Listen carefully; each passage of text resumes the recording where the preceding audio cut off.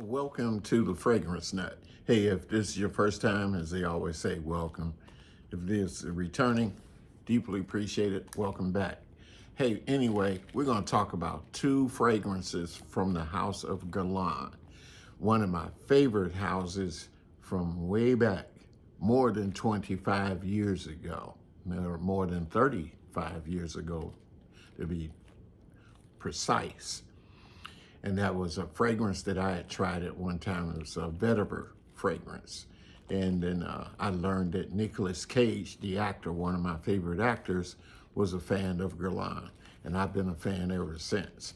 So today, we're going to talk about two that was sent to me by Jennifer. And notice was not a hype thing. It was, I had purchased things from Las Vegas boutique. And she sent some samples, just wanted to know if I was interested in making a purchase of these. So I just thought I'd review them here. One of them we're going to talk about is a new one, but not new as in the name. And that is none other than Shalimar's El Essence. And anyone that knows Shalimar, or even the House of Guerlain, have always been noted as having the perfection when it comes to vanilla fragrances, and that is true. Spiritus de Vanille is a favorite. Even I would say that they're good at the tonka bean fragrance as well. One of my favorite, which is Tonka Imperial, and now they have a newer version of those. And I think Vanilla Planifolia.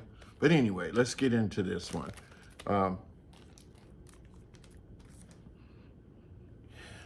You can smell that vanilla, man. I mean, and I did this about 2-3 hours ago, and it's still just coming through.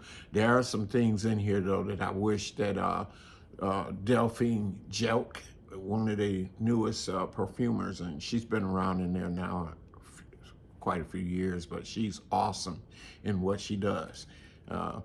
But we're going to talk about what's happening here in this. Right off the bat, if you like Shalimar, you know that it's always going to be that vanilla. But sometimes they do a Shalimar Iris, sometimes they do a Shalimar Tonka, and they tend to me be some like limited editions, and this may be one as well. But in the top, it's got some incense, it's got some almond, and it has some bergamot. I really wish that incense had came in either in the mid or the base, because I love the smell of incense and frankincense. Nobody does it better than Amouage, but hey, since she did it here, I really wish that that's what she did. In the mid, she put some iris, and that made it powdery.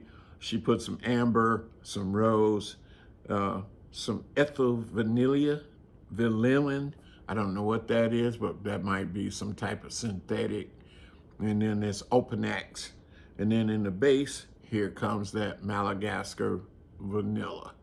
And then the musk, benzoin, tonka bean, and some leather. And so, to me, this is not a screamer. This is, and it does lean quite feminine if you go with thinking of florals. It's not a very woody fragrance, nor is it really spicy either. Excuse me.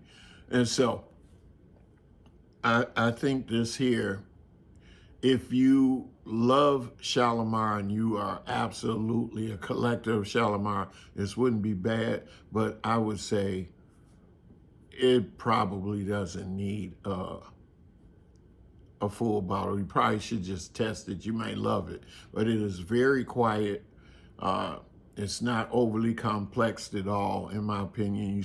You almost want to say after you smell several Shalimars, you probably smelled them all, until you get to the ones where they probably drop in some iris specific or tonka bean specific, where it's driving the fragrance. Other than that, you smell one, you probably smelled them all. Anyway, then we're going to get into this one, and this is a horribly expensive one, over $800. And this here is Heure Doree Both of these fragrances were created in 2025. I want to let you know. Not a lot going on in here, but it is all too familiar. So this one is not. This one to me, you smelled before, and I'll tell you what it is that it reminds me of. But anyway, in here there's some coconut. One of my favorite coconuts is Guerlain Moonlight in Heaven. But anyway, and it's got cardamom, and that's just all that you have in the beginning. So those burn off pretty quick. And then you have rose in the mid, and that's all you have in here is rose. And then in the base you got the sandalwood, amber, agarwood, and musk. Well, see, here's where it reminds me of everyone's done it and doing it, an overkill in doing it, if you will. And that is the rose and the agarwood or oud. Can you say rose oud fragrance? I mean, come on, Delphine, we could have did a little bit better than that, wanting $800 for a rose oud fragrance, but everyone sometimes will jump on the bandwagon when we as fragrance enthusiasts or collectors, we jump on things, and when they find out we willing to shell out $800, guess what?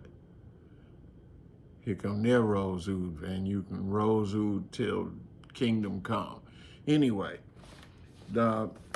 it like I said, I've smelled this before many times, and if I had to choose the two, are you listening out there, Delphine Jelk? I love you, baby. More incense in the mid and in the base of Shalimar and some of the others, and you got me.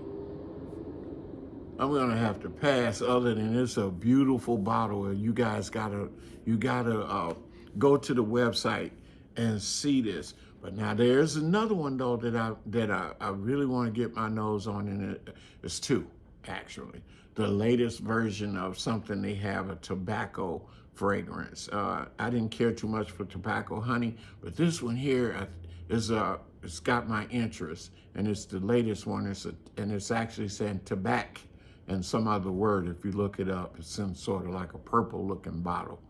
And then there's another one that I want to get my nose on, and it's Muguet, and I think that's Muguet, something like that. That might get my dollar, and I may even blind buy both of them. And so he may have me on that one, Delphine. You got me. Anyway, drop a comment. Let me know if you've gotten your nose on these two, and what do you think? And in fact, what is your rose oud fragrance favorite if you have one? Mine would have been Oud Satin Mood. I believe, to me, it feels like a rose oud by Maison Francis Kurkdjian. That would have been one of my favorite. Also, you probably can't get this, been discontinued, but I believe it was a rose oud fragrance by a florist. He had some perfumers put out some stuff, and I remember it was right around COVID, around 2020, and his name is Eric Beauteball, something like that, Beauteball, and there was a gardenia fragrance that he had that I really liked, and I really liked his version of a Rose Oud combo. Anyway, that's all I have to say for these two. And and if I didn't say, if I had to choose between these two, and someone gifted me, I would say the Shalimar L Essence. Just put some more incense in there, and we're good to go. Anyway, like, share, subscribe, tell me what you think, and there you have it. Keep the model. Always smell good. I will. See you in another video. Bye.